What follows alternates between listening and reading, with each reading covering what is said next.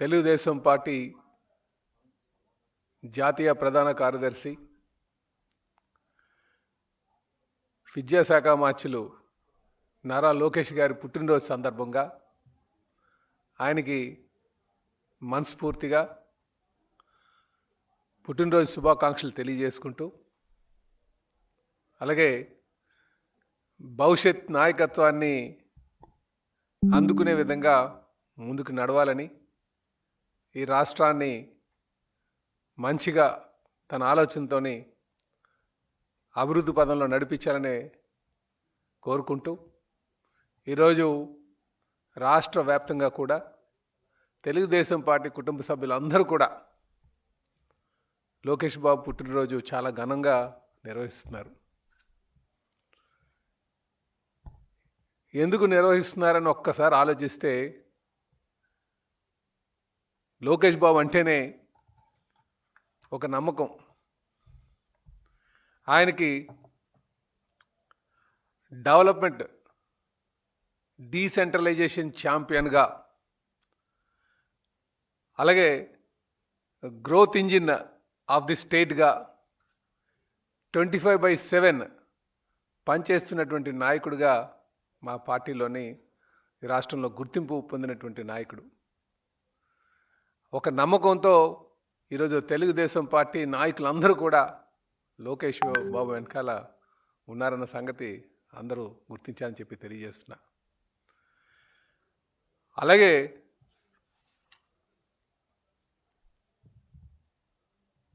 ఏ నాయకుడికైనా సరే అధికారం ఉందంటే ఇంట్లో కూర్చొని రాజకీయాలు చేయడానికి ట్రై చేస్తారు, మాటలతోనే గడిపేయాలని ఆలోచన చేస్తుంటారు. కానీ మా యువ నాయకుడు 24/7 నిత్యం ప్రజల్లో ఉంటూ ఈ రాష్ట్రాన్ని ఏ విధంగా అటు జాతీయ స్థాయిలోని అలాగే ప్రపంచ స్థాయిలో ఈ రాష్ట్రాన్ని పెట్టుబడులు ఆకర్షించే విధంగా, ఒక నమ్మకాన్ని చేకూర్చే విధంగా నిరంతరం ప్రయత్నం చేస్తున్నటువంటి నాయకుడు. అందుకే ఈరోజు మీరు ఈ దేశంలో పెట్టుబడులు చూస్తే సుమారు రాష్ట్రానికి వచ్చినటువంటి పెట్టుబడులు సుమారు 25% ఈరోజు 25 లక్షల రూపాయల్లో ఇక్కడికి రావడం జరిగింది. అంటే ఇది నాయకత్వం మీద నమ్మకం, యువ నాయకుడి మీద ఒక నమ్మకం అని ఈ సందర్భంగా నేను ప్రజలకు తెలియజేస్తున్నా. అభివృద్ధి అంటే కేవలం మాటల్లో కాదు, అభివృద్ధి అంటే చేతల్లో చూపించాలి అని నిరంతరం ప్రయత్నం చేస్తున్నటువంటి వ్యక్తి మా లోకేష్ బాబు అని చెప్పి తెలియజేస్తున్నా.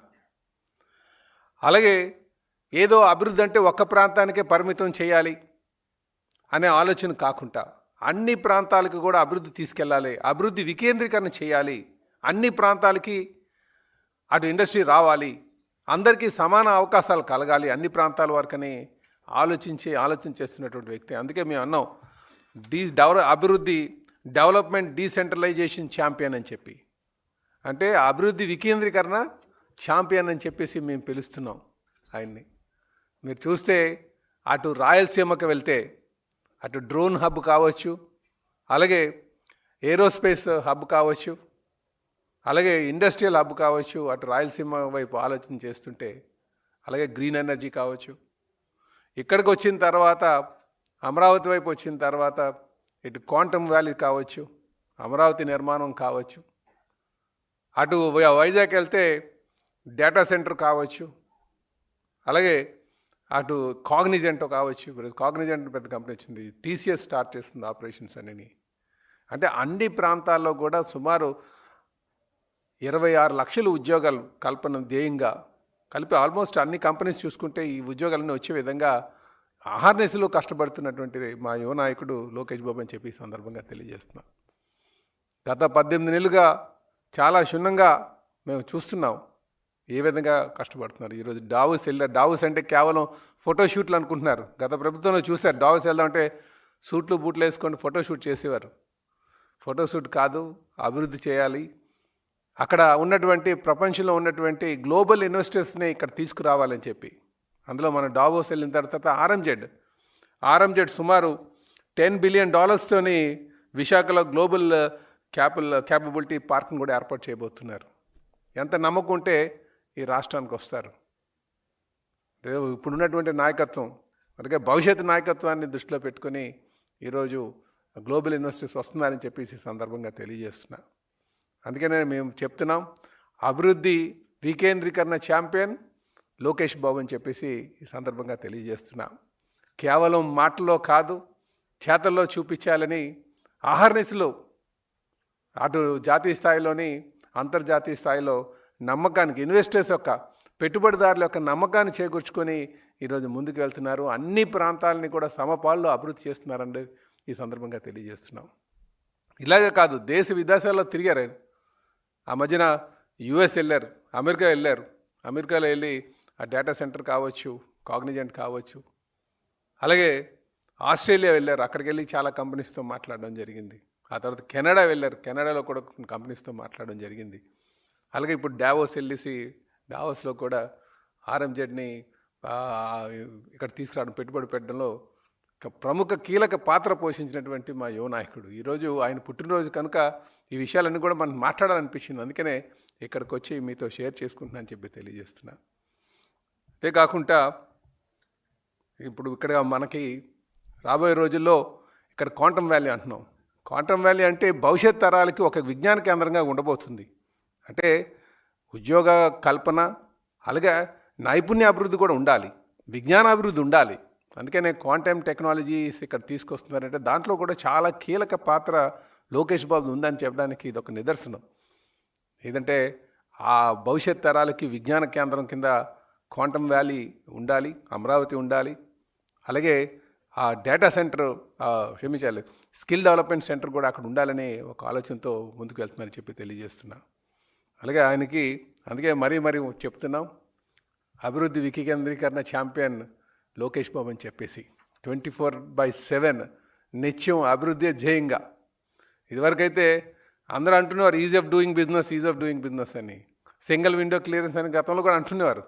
ఈజ్ ఆఫ్ డూయింగ్ బిజినెస్ కాదు, సింగిల్ విండో క్లియరెన్స్ కాదు, స్పీడ్ ఆఫ్ డూయింగ్ బిజినెస్కి రావాలని ఈరోజు పెట్టుబడిదారులకి ఇన్వైట్ చేసి సింగిల్ విండో క్లియరెన్స్తో పాటు ఫాస్ట్గా, అందుకే స్పీడ్ ఆఫ్ డూయింగ్ బిజినెస్ వైపు స్లోగన్తోనే లోకేష్ బాబు ముందుకు వెళ్తున్నారని కూడా ఈ సందర్భంగా తెలియజేస్తున్నాయి. ఎవరైనా పెట్టుబడి పెట్టడానికి వచ్చే వాళ్ళకి ఎటువంటి ఇబ్బంది లేకుండా ఇంకా ఒక స్టెప్ ముందుకెళ్ళి మా నాయకులు, మా అధినాయకులు అయితే ఎస్క్రూ అకౌంట్ కూడా ఓపెన్ చేయమని చెప్పారు. ఇన్సెంటివ్స్ ఏమన్నా సరే వెంటనే వేసేస్తాను.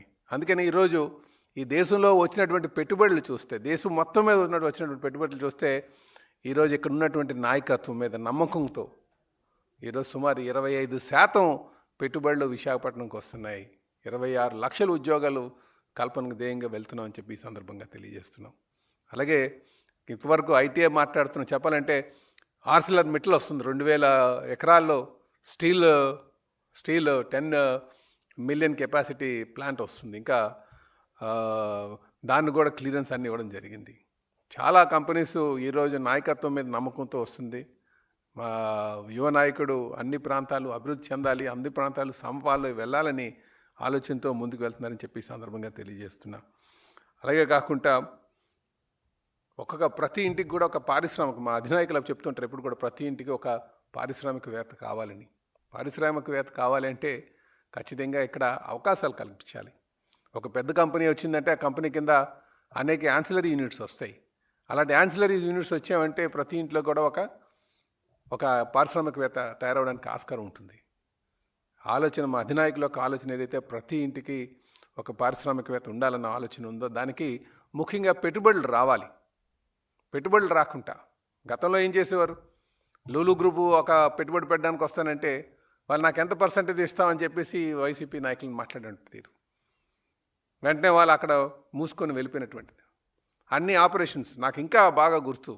ఫ్రాంక్లిన్ టెంపుల్టన్ ఇక్కడికి వస్తే ఆపరేషన్స్ అక్కడ సత్యం జంక్షన్లో వాళ్ళు స్టార్ట్ చేస్తే వాళ్ళ దగ్గరికి వెళ్ళి లేనిపోయిన ఆరోపణలు చేశారు.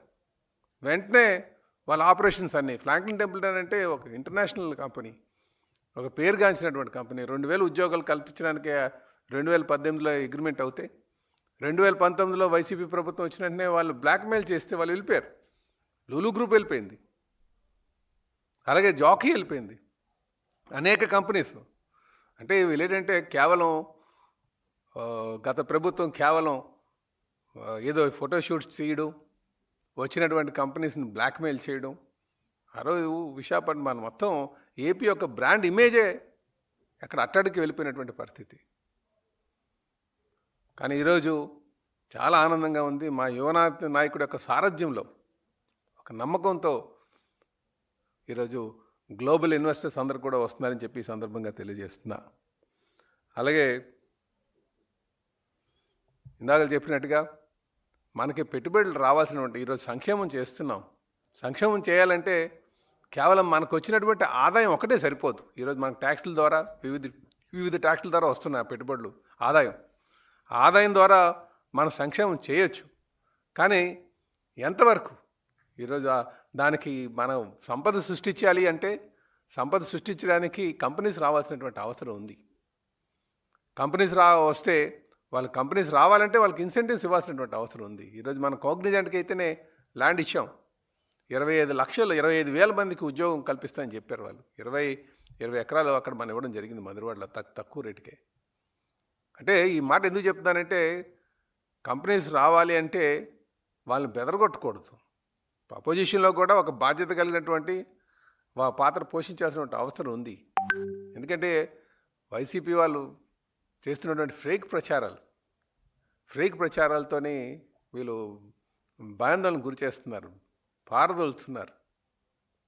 కానీ ఈరోజు ఎన్ని బెదరగొట్టినా సరే ఈరోజు నాయకుడి మీద, మా యువ నాయకుడి మీద ఒక నమ్మకం కొద్దీ అనేక పెట్టుబడులు వస్తున్నామని చెప్పేసి తెలియజేస్తున్నాం. అందుకే మేము పదే చెప్తున్నాం, అభివృద్ధి వికేంద్రీకరణ ఛాంపియన్ లోకేష్ బాబు అని చెప్పేసి ఈ సందర్భంగా తెలియజేస్తున్నాం. అలాగే ఈ రాష్ట్ర అభివృద్ధి కోసం అహర్నిశలు 24/7 కష్టపడేటువంటి నాయకుడు మా యువ నాయకులు లోకేష్ బాబు అని చెప్పేసి తెలియజేస్తున్నాం. ఆయన పాదయాత్ర చేసినప్పుడు, ఎందుకంటే నేను లోకేష్ బాబునే నేను ఎక్కువసార్లు ఎందుకు సంబోధిస్తున్నానంటే మొత్తం ఆయన పాదయాత్ర ఈ రాష్ట్రం అంతా చేశారు. అక్కడికి వచ్చేసరికి విజయనగరం, శ్రీకాకుళం ఆగినప్పటికీ కూడా ఆయన ప్రత్యేకంగా ఆ 2 ప్రాంతాలు తిరిగారు. అన్ని ప్రాంతాల్లో తిరిగి ఏ ప్రాంతానికి ఏ విధంగా నిర్ణయాలు తీసుకుంటే ఆ ప్రాంతం అభివృద్ధి చెందుతుందనే ఆలోచనతో ఫస్ట్ హ్యాండ్ ఇన్ఫర్మేషన్ ఉన్నటువంటి వ్యక్తి. ప్రతి వీధులు, ప్రతి జిల్లా తిరిగారు, ప్రతి నియోజకవర్గం తిరిగారు. ఫస్ట్ హ్యాండ్ ఇన్ఫర్మేషన్ ఉన్నటువంటి వ్యక్తి. ఎందుకంటే ప్రత్యేకంగా ఆయన సుమారు 3,332 కిలోమీటర్లు తిరిగారు అన్ని ప్రాంతాలు కూడా. అక్కడ ఆ ప్రజల యొక్క మనోభావాలు తెలుసు, ఏ ప్రాంతాన్ని ఏ విధంగా అభివృద్ధి చేయాలనే ఆలోచన ఉంది. అందుకే ఆయన ఆహార్నిశలు దేశ విదేశాలకు తిరిగి అక్కడ ఎవరైతే మనకి ఇన్వెస్టర్స్ ఉన్నారో, పెట్టుబడిదారులు ఉన్నారో వాళ్ళందరినీ కూడా ఇక్కడ తీసుకురావడం జరుగుతుందని చెప్పి తెలియజేస్తున్నాం. భవిష్యత్తులో మేము అన్ని ప్రాంతాలని కూడా సమపాల్లో అభివృద్ధి చేసే విధంగా ఆలోచన చేస్తాం. ఆ విధంగా మా లోకేష్ బాబు గారు ఒక ఆలోచన కూడా చెప్పి ఈ సందర్భంగా తెలియజేస్తున్నాను. ఇలా కాకుండా యువతకి కావాల్సినటువంటివి అన్నీ కూడా మేము ఏర్పాటు చేస్తామని చెప్పి తెలియజేస్తున్నాం. స్వర్ణాంధ్రప్రదేశ్ లక్ష్యాలు చేరుకునే విధంగా, ఆ స్వర్ణాంధ్రప్రదేశ్ లక్ష్యాలు చేరుకోవాలంటే పెట్టుబడులు రావాల్సినటువంటి అవసరం ఉంది. గ్లోబల్ ఇన్వెస్టర్స్ ఒక నమ్మకం చేయవలసినటువంటి అవసరం ఉంది. దానికి వెళ్తున్నాం. అందుకే ప్రజలు కూడా తెలియజేస్తున్నాం, ఈ వైసీపీ నాయకులు చేస్తున్నటువంటి దుష్ప్రచారాలు కావచ్చు, ఫేక్ ప్రచారాలు కావచ్చు, ఇవి మనం కొంచెం అప్రమత్తంగా ఉండాల్సినటువంటి అవసరం ఉందని చెప్పి ఈ సందర్భంగా తెలియజేస్తున్నా. నమస్కారం.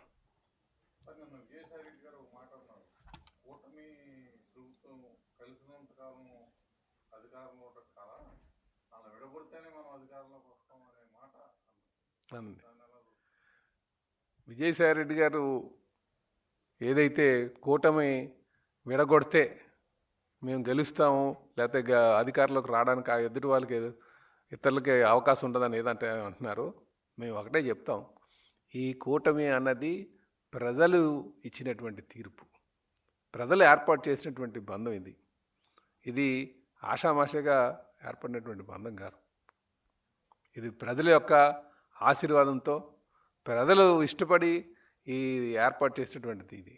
కనుక ఇది సుమారు 10 సంవత్సరాల పాటు, 15 సంవత్సరాల పాటు ఈ బంధం ఇలాగే ఉంటుందని చెప్పి కూడా తెలియజేస్తున్నాను. ఎవరు ఎన్ని కుయుక్తులు వేసినా సరే, ఎందుకంటే ఆ ప్రజలందరూ కూడా అభివృద్ధి కాంక్షించేటువంటి వాళ్ళందరూ ఏర్పాటు చేసినటువంటి బంధం ఇది.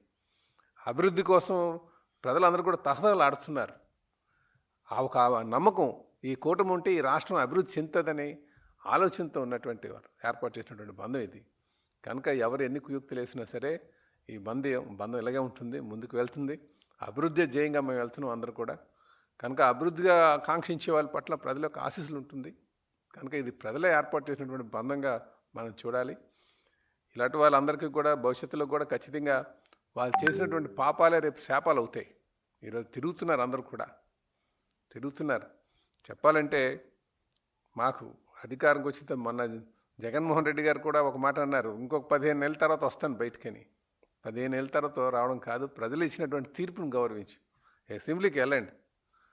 నాయకుడికి కావాల్సినటువంటి పరిణితి ఉండాలి. పరిణితి ఏంటంటే తీర్పును గౌరవించాలి, ప్రజల తీర్పుని. ముఖ్యమంత్రి గారికి మాకు 2019లో 23 సీట్లు ఇచ్చారు. 3 సార్లు ముఖ్యమంత్రిగా చేసినటువంటి వ్యక్తి చంద్రబాబు నాయుడు గారు. 23 సీట్లు ఇచ్చినప్పటికీ కూడా ప్రజల యొక్క తీర్పును గౌరవించి అసెంబ్లీకి వెళ్ళారు. ఎన్ని అవమానాలు చేసినా ఉన్నారు. అది ప్రజానాయకుడికి కావాల్సినటువంటి లక్ష్యం. నాకు 11 సీట్లు ఇచ్చారు కనుక 3 సంవత్సరాల పాటు 3.5 సంవత్సరాల పాటు ఇంట్లో పడుకుంటాను, 15 నెలల తర్వాత వచ్చి నేను ప్రజల్లో తిరుగుతానంటే ప్రజలు గమనించట్లేదు అనుకుంటున్నారు. ఇది అందరూ కూడా చూస్తున్నారు. కనుక వీళ్ళు ఎన్ని చేసినా సరే వాళ్ళకి 2029 కూడా ఇదే పరాభవం జరుగుతుందని చెప్పి తెలియజేస్తున్నారు. కూటమికి ఇంకొక 15 సంవత్సరాల పాటు పదిలంగా ఉంటుందని కూడా ఈ బంధం ఉంటుందని చెప్పి కూడా తెలియజేస్తున్నారండి.